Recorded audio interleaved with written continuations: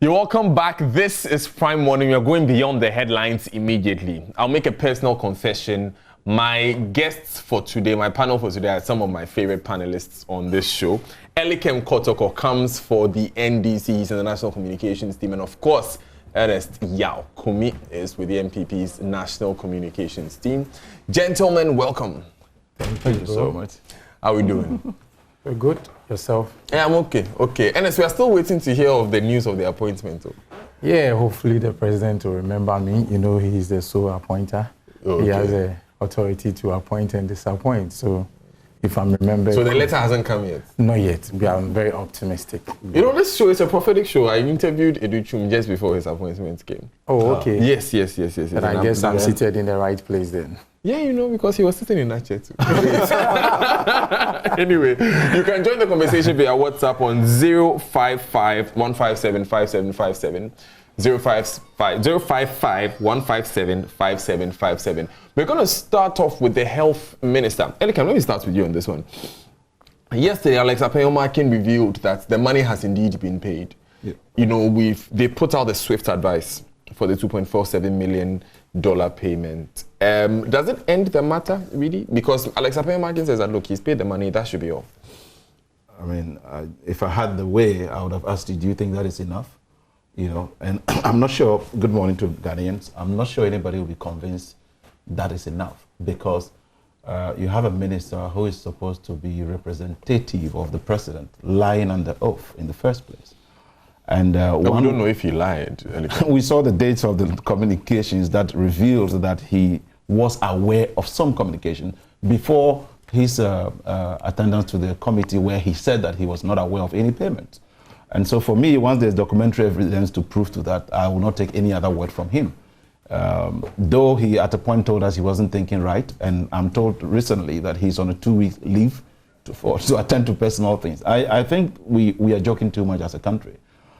It is more or less like just saying that somebody or one of you here can pick or conduct yourselves in that manner. And when caught, you will now apologize and say, I'll do everything to reverse the process. I mean, what was the intent behind that? And there has always been some submissions that because of the urgency, the time, and to save lives. What was the emergency at that time? That how many days did that even take? How many lives can they tell us that by that action was saved? Because we didn't even procure in the end at all. So if anything at all, he has rather cost more lives. And it is not, the buck doesn't stop only at the health minister. That is one thing we should know. Probably it is the reason why the president is finding it very difficult to give him a sack, because he may talk. A typical Bono man I know will stand his grounds if pushed. Look, we are talking of huge chunks of money, and it appears that the mention of corruption now has become the pronoun for this government, and that is very worrying. But the argument is that the most important thing is the taxpayer recovers the money. It cannot be the most important thing. If we have people acting in that manner, then I believe there's no justification for even firing the former EC boss. I mean, it's something yes, there's no justification. So it appears there's some hypocrisy of cherry picking us and when it favors us, and that is not good. I get disappointed and surprised when people want to defend it in one way or the other, that it was emergency, okay, it's been refunded and all that. Who authorized that? The finance minister. What was his level of engagement? We know that the Attorney General even advised against that. And so you go around transacting business, government business in this reckless manner. And when caught, and I'm using when caught very well, because had we not found out, would this have happened? So look, I have no reason to doubt that there was a corrupt practice being set in motion and it was foiled. And therefore, since you've been caught flat-footed, shamefully, let's find a way to reverse it. But it doesn't stop, it shouldn't stop there. It shouldn't stop. I'll come back to you on what exactly should be done. Yeah. But Ernest, I had Vitus Azim, anti-corruption campaigner, former head of GII, repeat comments similar to what Elikem said, that he believed that Ajimaminu lied before the committee. We don't have proof of that. But the argument you seem to be hearing is that the payment of the money is not enough, that people should go to jail or at least be sacked. Daniel, let me say a good morning to our viewers and listeners out there. But then I find it quite surprising to hear people talk about Ajimaminu to be sacked and all. When people offend the law or when people go against the law, there are procedures that people must necessarily go through. Now, they're ordinarily comparing Ajumamenu's incident to other incidents that has happened within other organizations may necessarily not work out.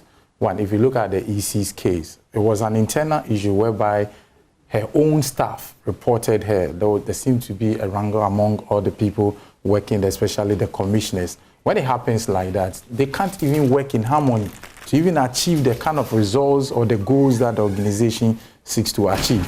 Now, talking about Ajimamenu, what I find surprising is that initially when this issue came up, the position of the NDC was that there was no agent requirement for even the transaction between the government of Ghana and that of Russia. That has been their position.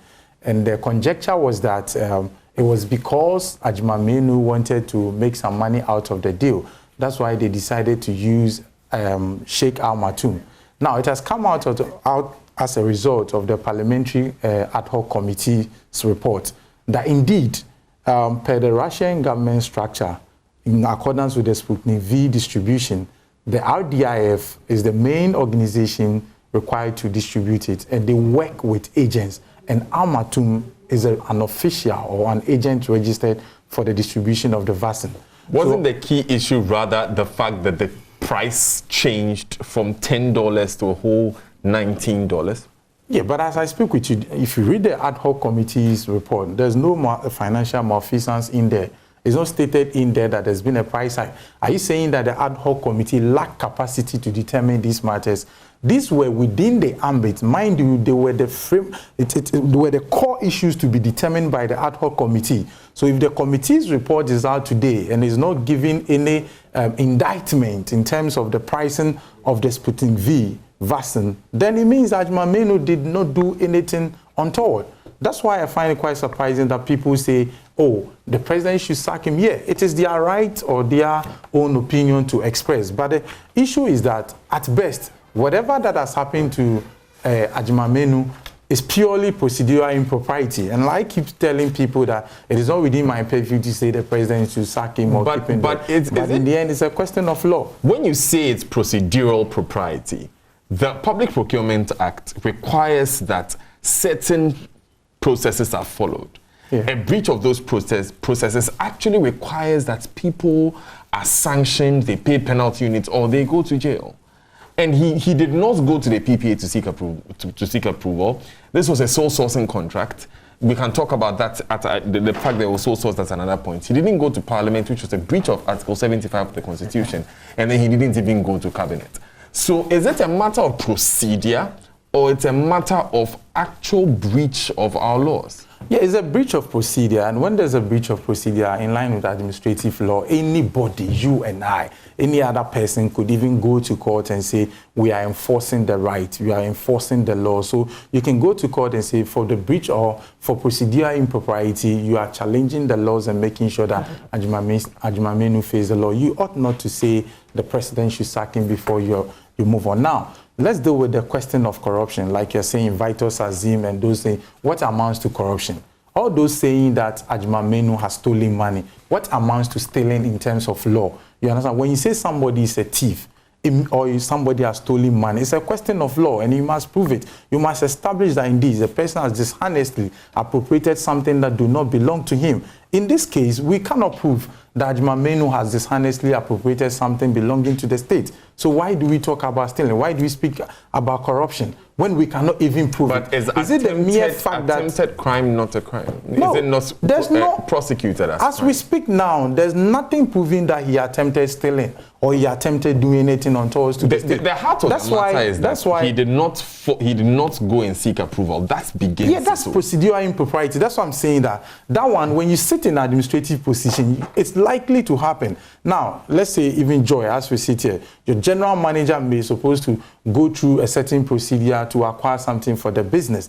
If he does not adhere to the processes, it's a breach of procedure. But that does not necessarily mean that your general manager has stolen from the organization. That's all that I'm saying. So if we think that he did not follow procedure and we want to pursue it at the law court, yes. But there are defenses to these things, because in the end, he's told us the exigencies of the time. You and I will testify to it around February, March. Those were the times that we were in. Now, let me tell you, I did my search around the world. countries that have been able to achieve the herd immunity in terms of being able to inoculate most of their people, you understand? And Israel happened to be one of them. So I was trying to look at the thinking of the president as to what has gone into him doing that. And people were questioning why he was buying vaccines expensive around the world, because due to the vaccine nationalism, they were not getting the vaccines, and they were paying much higher than other countries were paying just to make it available for majority of its citizens. Now, when he was questioned on it, he said that, look, the alternative cost of caring for the people is even more expensive than you acquiring the vaccine. In the end, we didn't get the vaccine, even when he tried to get them. Let me now, it's the principle. You see, when you say somebody has committed an offense, it's not just the offense. They will look at whether there is an intent to commit the crime. You understand? So it's not just saying that NS has stolen money or NS has taken some. So when the intentions are not to dishonestly do that, it will not amount to stealing. You understand? So that's why I'm trying to bring in this Israel issue. So this Israelis issue came up because the president thinks that, look, if I'm able to buy the vaccine at this price and be able to achieve the herd immunity, it's better than we filling the hospitals with our people. It's better than we filling our ICUs, we shorten health infrastructures, we spending much on taking care of the people. So in the end, it's all about an opportunity cost. Let me make a point. And at the time we find ourselves, the situation demanded the decision that he made. Let me make a point here. Ernest, you would agree from your search with countries like Israel that what Israel did was that they paid different vaccine development companies at the development stage. Yeah. They funded research. Had the resource. You and Ghana do not stand in the same position. In the example of Chile and South Africa, what happened there was that they made their people available for trials. Yeah. So, for instance, there were vaccine trials in South Africa, which is why South Africa had the first bites at AstraZeneca, for instance. So we would agree that there were ways that we could have done this without buying them, without waiting till they had finished developing the vaccines before we buy them. You know, Ghana and South Africa, Chile and Israel do not stand in the same financial position. No, actually, Chile and Ghana are very similar in our financial position. No, you see, Chile and Ghana are actually very similar in our financial position. Okay, great. So even if you want to do the Chile case, with the advent of these vaccines, you know, because of the vaccine nationalism, that's why they brought in these COVAX facilities to support countries that could not even make the same financial decisions. That's why I'm saying that Ghana, where we sit, we couldn't have advanced money within that time. And even look at our risk. Could we have even ascertained whether the vaccines could even go ahead to even solve the problem as we're anticipating? As we stand now, we don't even know the position of the vaccine as to whether by taking the vaccine within 6 months, you need to take another one or within a year. So there's so many uncertainty around the development or the advent of the vaccine. So you cannot blame Ghana for not going into the similar decision as other countries did. But I'm saying that at the time Ajima Menu took this decision, we are all in a limbo, even the opposition. At the time when the president came to update us as a nation and said, look, he's put in place a committee to make sure that they will get vaccines for us to use, the opposition were quite critical of him. They came out saying that, look, we don't even need the committee. What we need is the vaccine. So the pressure then, the people losing their life, don't you think it was quite compelling for the health minister to make such a decision? Let me go to the opposition representative. You know, Daniel. Yeah. And I'd like us to move on after this comment. You see, to determine the intent that one has, you would actually be able to deduce that from the actions of the people. So if, for instance, you have a minister who already was involved in another, you recall the frontier, those who are responsible for the frontier issue.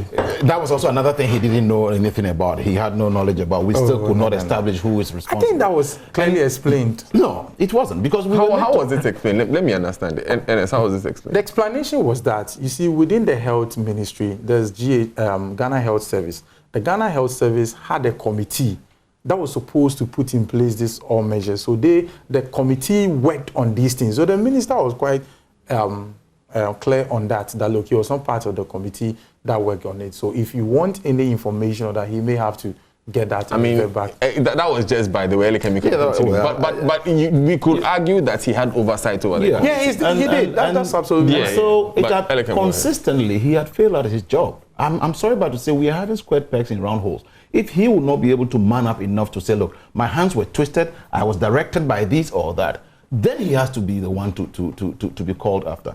So it is your actions that will make me know what intent you probably have. You see, the NPP wants us to believe that unless you catch me with money this way, you can never deduce corruption. Which of that did they actually find under the NDC, yet they were screaming corruption here and there? So suddenly they want to even change the narrative. But it's not as if, pardon my language though, it's not as if Ghanaians watching us are foolish. They can tell that, look, the level of corruption is heightened. That is why I was telling you that it appears the pronoun for this regime now is corruption. And that is very worrying. To the extent that we even went to an agreement that the sheikh or whoever was not even responsible. So they could even put water in those things and give them to us as vaccines, and we are supposed to accept it. Because from the agreement, he wasn't responsible. So even if that was it, how are you going to go about it? So you look at all of these, the AG's advice, not going through the public procurement, not going through parliament, and the fact that we were told that President Nana-Addo is the doyen of some principles of legality, etc. And today, this is what we are witnessing. And for me, it hasn't got to do with the NDC saying that sack or fire. I am sure you in the media also, giving your fair view, would objectively say that, look, this is embarrassing, this is disgraceful. The best thing the president can do is to give him a sack, as well as the finance minister. You raised the point about how he can't say that you have to prove intent before you allege corruption, and that your actions show corruption. Yes. In the Boyomi saga, in a civil case when it comes to recovery of funds, Martin Amidu led that and the funds were recovered. Yes. In a criminal case, no one was found guilty because intent could not be proven. That is very true. But that is why I'm telling you that when we want to necessarily or deliberately use the legal means, which sometimes adducing evidence become extremely difficult, to be a justification for why we are saying it is not corruption, I am sorry, Ghanaians. Now, what else should we use? The legal means is the only means that is why you would agree with me. Everybody watching us today would have said President Nana-Addo is principled had he even fired him long ago.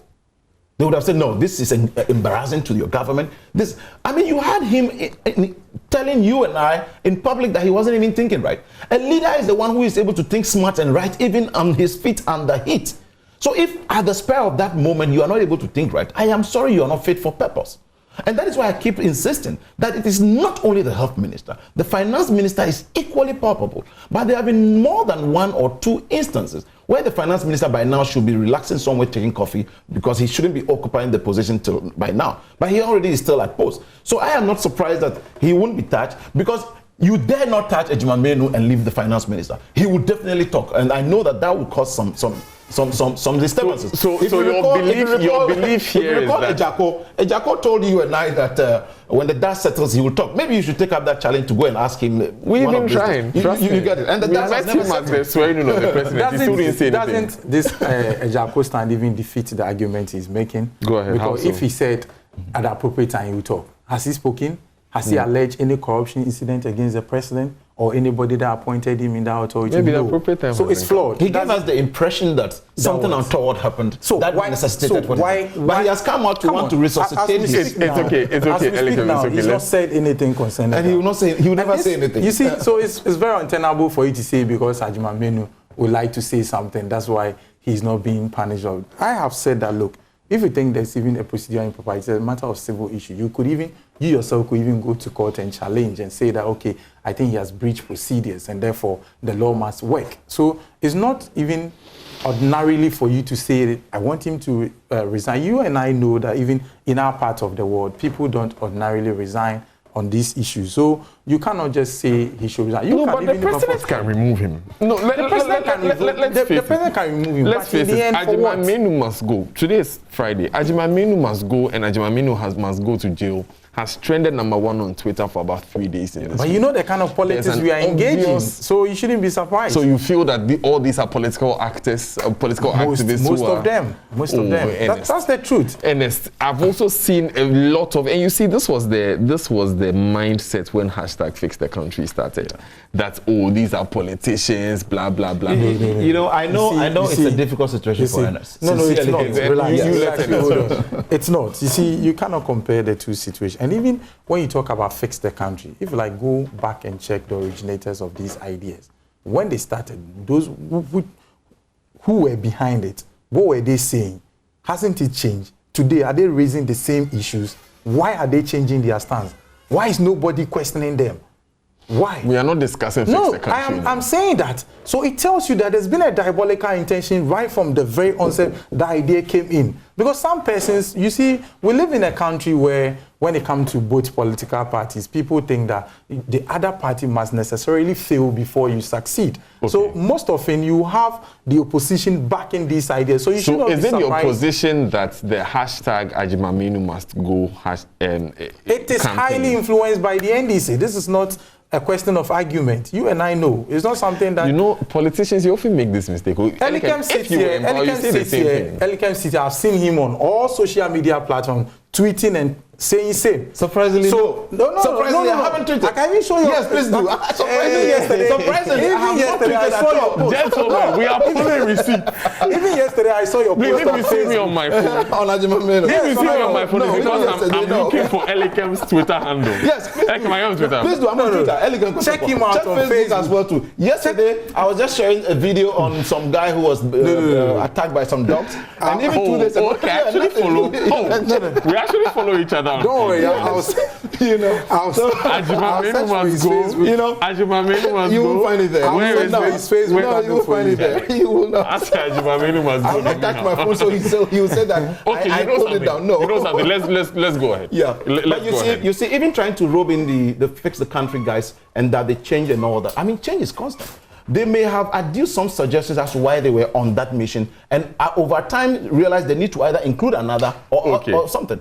Don't forget, we even have the president tell us that he personally promised God a cathedral. But today he's asking you and I to pay 100 cedis. I don't want us to legislate fix the country or cathedral here. I don't want us to legislate those matters. I want us to go into the issues of the labor unrest that we've been seeing. And I think we need to bring it to the fore, even though, you know, this discussion has been very exciting about the health and all that, because seriously, Ernest, universities are not going for lectures. I have a cousin in tech. I've been talking to him almost every day. They are not going for lectures. UG has cancelled their examinations. If you put the UTAG, which strike is ongoing, aside, NAT, NAGRAT, and CCT have threatened to go on strike at the end of September. Doctors have threatened to go on strike in October. If something is not done, by the 16th of October, schools and hospitals will be closed down. That's serious. Yeah, that's serious. And Daniel, back to this issue, you see, when it comes to employee relations and it matters, I mean, it's quite significant and also very important that we pay critical attention to it. Because in the end, that is the motivation that gets the employee to deliver. And I'll let you continue on this point. I need to take a quick breather for us to sort out a few technical issues. We'll be right back. Stay with us.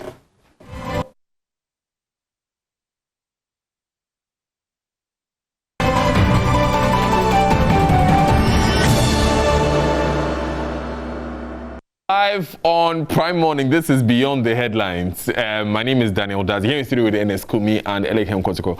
I'm just going to go straight to Ernest and let him continue, but Tete from Sunyane says, yesterday was International Youth Day. I commend government's efforts for its efforts at helping to do with the situation in the country. Government should take a more aggressive look at youth entrepreneurship. My regards to Honorable Ignatius Bafuewa, MP from Kumasi. Good morning, Mr. Host, and same to my brother Elikem. Is the NPP guy happy defending this kind of rot?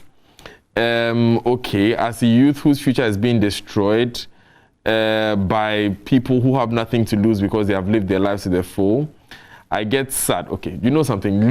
Don't make the comments personal. Okay. Good morning to you and your panelists. Honorable Ajimaminu must go. Nobody is above the law. Illegality is definitely unacceptable in our public procurement. Mustafa from Techiman. Okay. Okay. Let's not make our comments personal. And I can't read some of the comments that you are sending. But the phone number is at the bottom of the screen.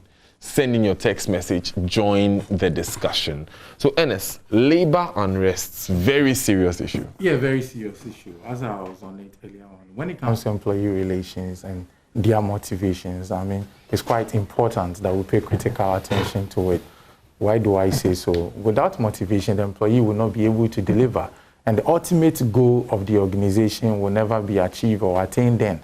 So it is instructive that at every point in time, we should be able to provide for employees at every end to be able to achieve that goal. However, the unknown side of the story is how sometimes the employer feels at the end. I happen to have a small opportunity to sometimes employ people, so I know how they expect, or I know how sometimes they think. The general idea is when the month is due, they will have received their salaries. As to whether the employer has enough to pay or not. So that's how come employer-employee relations are very, very important. You understand? Because there comes a time you as an employer, you cannot even afford, but you are obligated to pay the employee, and therefore you must necessarily do so. Now, the issue comes in where you are not able to reach a win-win situation where the employee wins and you, the employer, win, and then you are able to meet your collective goals as well. Now, when it comes to this UTAG issue against government, the unfortunate issue is that I think there's been an extremist situation or an extremist demand. What we all need to understand is that we have to appeal to UTAG and teachers therein to understand the exigencies of the time, especially where the academic calendar has been distorted by COVID and students have not been able to have a free flow of their system for them to graduate even the time that they are expected to graduate. We need to understand some of these things. But have we not been appealing for a long time? These people say that they have been, I mean, it's not even just with your administration. They have been arguing or negotiating with various administrations. They Daniel, don't see a difference. You see, I don't know whether it's a timing issue, whatever we call it, whether we've been appealing for a long time or not. Currently, the environment as it stands, to me, it doesn't really favor them or speak well on their part.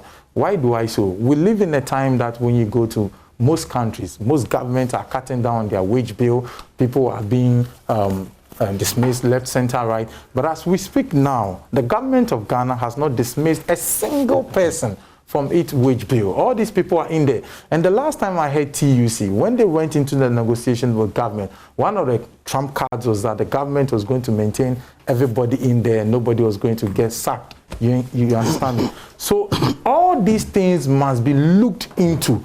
That look, at this time where within the private sector, people are losing their employment, people are not getting opportunity to work.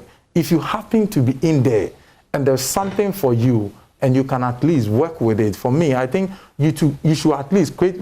The most interesting thing I heard from TUC was that, look, in all these negotiations that they went into with government, their stance was that if things change, government must increase whatever percentage that they are giving to. So it tells you that government is amenable to these increases that the organizations are looking for. So I think in as much as we are advising or we are pushing government to say government should come forward and meet the demands of the teachers for them to go back to teach our brothers and sisters in there, we must equally advise our brothers who are teaching within the tertiary institutions to also understand that, look, being an extremist will not solve the problem. In the end, whether they stay home, whether they decide not to go to work or whatever that they do, they'll still come back to the negotiation table. So why don't you come to the negotiation table early and Georgia to be able to come to a good decision that will help you to teach the case for them to also move on?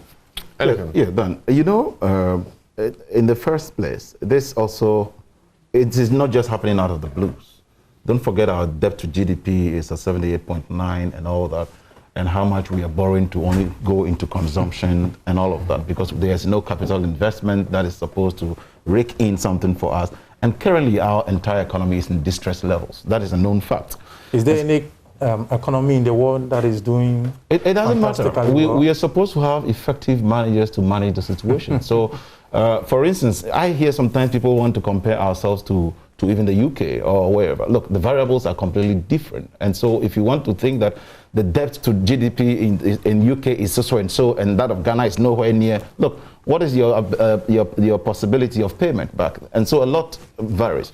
But now, I think the question Ernest was asking was more about because we face the pandemic. You see, COVID is the reason why Ajimamenu is now being asked to go. Because we've seen that we are not managing our resources well. Had it not been for the good works of a Norwegian firm, we would not have known that. Don't forget that at the time of that same thing. Yes, I know. I'm only telling you because you see, monies are going into corruption and other avenues that should have helped solve other problems. And the truth is this. When Labour, etc., are looking on and watching you and I, the politicians, do the things we are doing, we are incurring their wrath because they do not understand some of these things. Because they are working their ass off. And then in the end, you just pay them a palpable sum. And all of a sudden, you are hearing millions flying from here and there. And someone would say, oh, you haven't caught me and all that. You see, you recall that during President Mahamir's time when schools were under trees, or we had to even put up some chip compounds, he saw the need to show leadership by asking all his appointees, look, cut pay. Let's take these in order to solve a problem. Sometimes leadership. Look, I am not saying that when President Nanado cuts his pay, I'm just saying, when President Nanado, that was just a group of people, another matter. Now, if President Nanado, for instance, cuts his pay, like he even says 1% of my salary and my appointees, how many, whatever number, should be done in that because of COVID. Some other countries are doing the same. I saw a female prime minister also do the same. They are cutting their pay by 50%. Are you saying that people go on strike because of the obnoxious lives of politicians? It is one of the reasons. It is one major reason. That was one question. My second question is, when lecturers were agitating because of book and research allowances under the John Mahama administration, and when doctors went on strike for days, causing over 500 deaths, they have all the reasons. Was that also because of obnoxious politicians? Yes, they have all the reasons they adduced to why they were doing that. But they also know that the lifestyles of politicians and the news they hear. So I just want to establish at that time it was the lifestyle of politicians. That's what I'm telling you. That is also one of the things that informs their decisions. They may not officially come out to tell you and I. And as we are speaking, you may also question me on that. But I know deep down you will know that is also one reason. Because as humans or as Ghanaians, you are watching how the public purse is being dissipated. Then when it gets to your turn, you are told that there isn't enough to do this for you, there's not enough to do that for you. That is why sometimes when you hear some of them even organize demonstrations or press conference, they will quickly mention driving in V8, fueling them and this and all that. It is to tell you there's some agitation as a result of that. But it cannot be a cogent reason for what they are saying. Back to what I was saying. If President Nanado says, I'm taking a pay cut by 10%, whatever, it may not resolve all the matters, but it shows leadership of a leader who is sensitive to the plight of Ghanaians at the time we are in. Don't forget, you tried to cut that of the legislature, but you did not feel there was need for yours to be done. So I think that the basic advice here is, look, the concerns of Labour are genuine. There's need for proper engagement for an understanding. It is not enough to just say that let them have patience. Look, they've had patience for only God knows how long. And it hasn't got to do with only the NPP. But the fact remains that it is getting worse under the NPP. That is why they also feel the need to do so. So I think that government and all other stakeholders should pay attention to this, because our brothers and sisters that come home, the implications are dire, more than you and I can imagine. They come home, have to now spend extra on them before the calendar is restored. What do you think is the real solution to this thing?